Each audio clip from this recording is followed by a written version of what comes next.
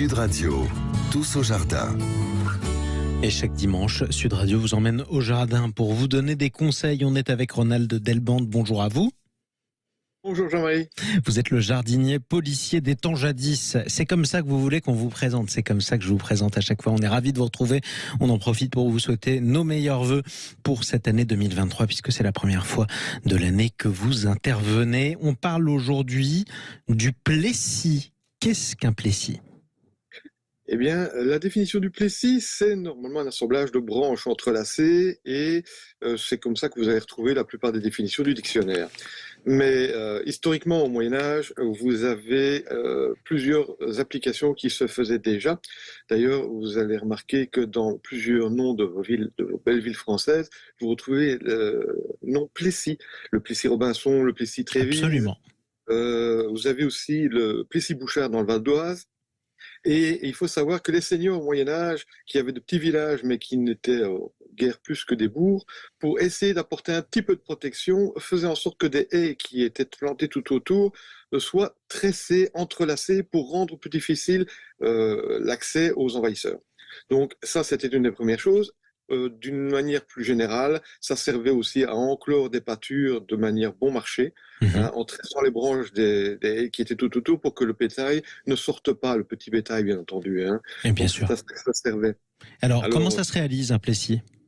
Eh bien écoutez, il vous faudra de longues tiges souples qui vont servir dans nos jardins à entrelacer, ainsi que des piquets, parce qu'on va quitter ces haies qui sont imposantes et on va revenir à ce qui nous intéresse ici aujourd'hui, quelque chose de plus abordable pour la plupart des gens, c'est-à-dire de quoi faire de jolis petits encadrements de vos jardins, des jardins au carré, ceux qui se retrouvaient dans les cloîtres, etc., où c'était fréquemment utilisé. Donc, on va utiliser de nombreux piquets qu'on va disposer à distance égale, bien enfoncés dans le sol.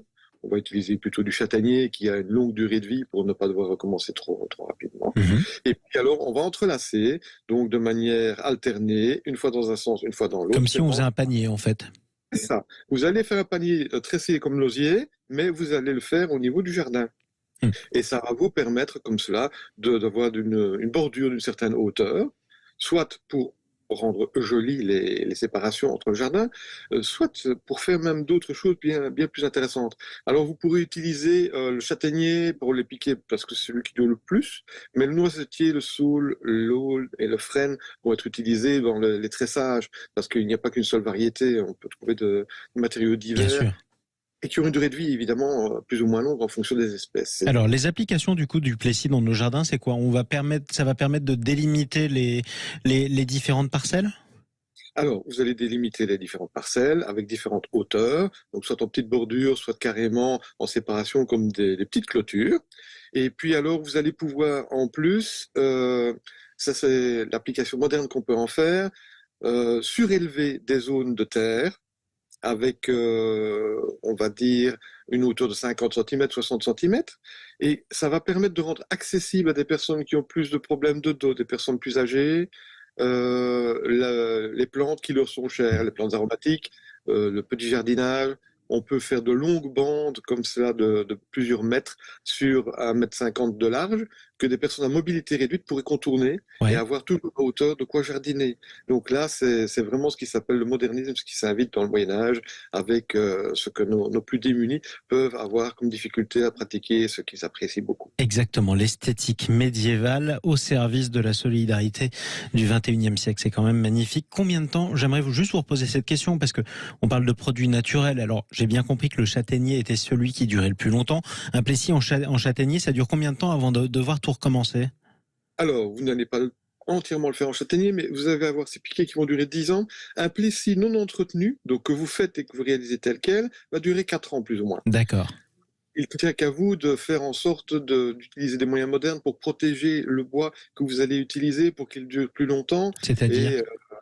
Ouais, je dirais que de l'huile de lin pour le traiter, c'est bon, ça sert très bien pour le nourrir, ce bois, et ça va le protéger des intempéries, ça va le sauvegarder, lui permettre de gagner des années. Dans la pratique, je dirais que quand vous allez utiliser ça pour faire ces fameux bacs de retenue, il va falloir utiliser à l'intérieur un tissu que vous allez traiter évidemment pour qu'il soit le moins sujet à la percolation et pour que votre plessis ne soit pas entaché par cette humidité et ne pourrisse pas plus rapidement que prévu. Exactement. Et en tout cas, ça donne un résultat absolument magnifique. Je vous encourage à regarder, chers amis qui nous écoutez sur Sud Radio, notamment sur Internet, sur Google par exemple, Plessis jardinage. Vous verrez les réalisations que vous pouvez faire. Merci à vous en tout cas, Ronald Delbande. Je fais juste une petite chose. Si les gens veulent voir des réalisations de Plessis qui sont très bien faites, vous pouvez trouver au château de la Roche-Jagu, dans la Côte d'Armor, de très belles réalisations qui ont été faites dans le jardin du château, ainsi que au Clos Lucé, qui est en Val-de-Loire, qui était une demeure de Léonard de Vinci à Amboise. Et c'est magnifique. Merci à vous, Ronald Delbande. On vous retrouve un prochain dimanche pour Tous au Jardin sur Sud Radio. Restez avec